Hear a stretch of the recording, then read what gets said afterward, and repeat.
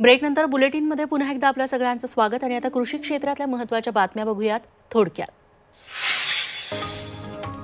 अमरावतीत राष्ट्रीयकृत बँकांनी शेतकऱ्यांना पुन्हा सिबिल स्कोअरची सक्ती केली आहे। त्यामुळे ज्या शेतकऱ्यांचा सिबिल स्कोअर 650 नसेल अशा शेतकऱ्यांना पीक कर्ज मिळण्यात अडचण निर्माण होण्याची शक्यता आहे। उपमुख्यमंत्री देवेंद्र फडणवीसांनी गेल्या वर्षीच्या हंगामात बँकांना फटकारलं होतं, मात्र यावेळी पुन्हा बँकांनी फडणवीसांचे आदेश धुडकावल्याचं चित्र आहे।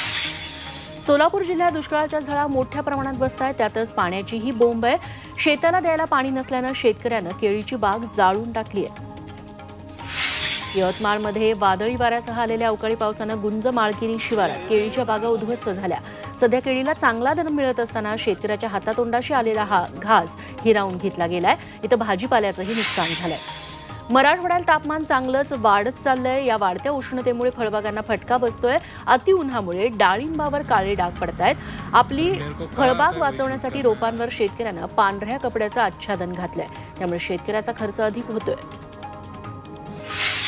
जालना जिल्ह्यातील फळबागा पाण्याअभावी संकटात सापडल्यात। पाण्याअभावी लालवाडी शिवारातील मोसंबीची बाग करपून गेली आहे। शेतकऱ्याच्या हातातोंडाशी आलेला घास हिरावल्यानं शेतकरी हतबल झालाय।